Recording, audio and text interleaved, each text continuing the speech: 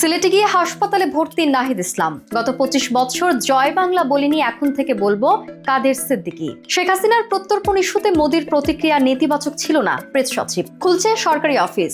ঈদুল আজহার সম্ভাব্য তারিখ প্রকাশ। পরিমণির বিরুদ্ধে গৃহকর্মী নির্যাতনের অভিযোগ ফেসবুকে এসে অস্বীকার করলেন নায়িকা। আমি জানি আপনারা দেখছেন টাইমস ফ্ল্যাশ। সিলেটে হঠাৎ এক হাসপাতালের ভেতরে দেখা গেল এনসিপির প্রধান নাহিদ ইসলামকে। জানা যায় ঈদের ছুটিতে সিলেট ও মৌলভীবাজারে পরিবার নিয়ে বেড়াতে আসেন নাহিদ ইসলাম। 3 এপ্রিল তিনি প্রথমে সিলেটে যান। সেখানে বেড়ানোর সময় পায়ে মোচড় লাগে। তাৎক্ষণিক তিনি কোনো সমস্যা অনুভব করেননি। ঈদের ছুটিতে হাসপাতালে ডাক্তার না থাকার কারণে তখন চিকিৎসা নেওয়া হয়নি। তারপরও সেখানে বিশেষ ব্যবস্থায় অর্থোপেডিক ডাক্তার জুবায়ের আহমেদকে দেখানো হয়। তিনি পায়ে ব্যান্ডেজ করে দেন।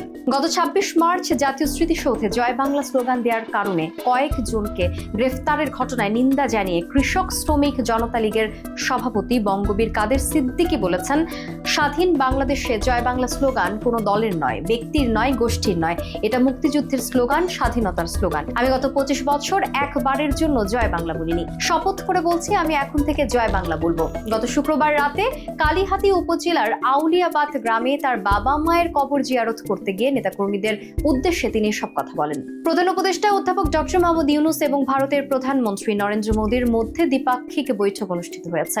প্রায় আধা ঘন্টারও বেশি সময় ধরে চলা এই বৈঠকে দুই নেতা বিভিন্ন বিষয় নিয়ে আলোচনা করেন। বৈঠকে শেখ হাসিনার প্রত্যর্পণের বিষয়টি উত্থাপন করলে ভারতের প্রধানমন্ত্রী নরেন্দ্র মোদী কোনো নেতিবাচক প্রতিক্রিয়া দেখাননি বলে জানিয়েছেন প্রধান উপদেষ্টা প্রেস সচিব শফিকুল আলম। শনিবার দুপুরে সামাজিক যোগাযোগ মাধ্যম ফেসবুকে দেয়া এক পোস্টে প্রেস সচিব উল্লেখ করেন, ঈদে টানা 9 দিনের লম্বা ছুটি শেষে সরকারি অফিস খুলছে রোববার। সরকারি অফিস, উচ্চ আদালত ও নিম্ন আদালত এবং ব্যাংক ও আর্থিক প্রতিষ্ঠানগুলোও রোববার থেকে রোজার আগের সময় ধরে চলবে। রোজা ও ঈদের ছুটি শেষে আগের নিয়মে ফিরবে সরকারি অফিস, আদালত ও ব্যাংক। রমজান মাসে সরকারি প্রতিষ্ঠানে অফিসের সময় নির্ধারণ করা হয়েছিল সকাল 9টা থেকে বিকেল 3:30টা পর্যন্ত।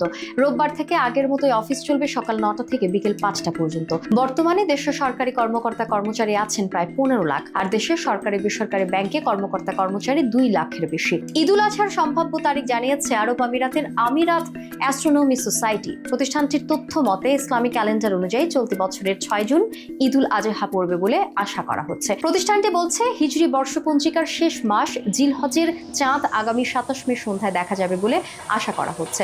সেক্ষেত্রে 28 মে হবে জিলহজ মাসের প্রথম দিন। সেই হিসেবে মধ্যপ্রাচ্যে 6 জুন ঈদুল আজহা উদযাপিত হতে পারে। সাধারণত প্রতিবারই দেখা যায় মধ্যপ্রাচ্যের একদিন পর বাংলাদেশে ঈদ হয়। ঈদ উদযাপন হতে পারে 7 জুন। 1 বছরের সন্তানকে খাবার খাওয়ানো নিয়ে বিরোধের জেরে গৃহকর্মী পিঙ্কি আক্তারকে মারধরের অভিযোগ উঠে নায়িকা পরিমণির বিরুদ্ধে। ফেসবুক লাইভে এসে নিজের অবস্থান পরিষ্কার করেন পরিমণি। 21 মিনিট 6 সেকেন্ডের লাইভে তিনি অভিযোগ আইনিভাবে মোকাবেলার কথা বলেন এবং গণমাধ্যমে প্রকাশিত খবর নিয়ে ক্ষোভ প্রকাশ করেন। লাইভের শুরুতেই নিজের স্টাফদের নিয়ে কথা বলতে গিয়ে পরিমণি বলেন, আমার জীবন জুড়ে যারা আছে তারা সবাই আমার স্টাফ। ফ্যামিলির মতো করে ওদের নিয়েই সব বিশেষ দিন কাটে। এই যে মেয়ে যাকে ঘিরে এখন এত কিছু বলা হচ্ছে, সে গৃহকর্মী দাবি করতেই পারে, কিন্তু আমার কাছে সে গৃহকর্মী নয়। তবে খোঁজ নিয়ে জানা গেছে এজেন্সির মাধ্যমে এই গৃহকর্মীকে তিনি নিয়োগ দিয়েছিলেন। তারপর তার উপর নির্যাতনের তথ্য প্রমাণ পেয়েছে পুলিশ। এরকম আরো তথ্য পেতে চোখ রাখুন বাংলাদেশ টাইমস.com-এ। ধন্যবাদ।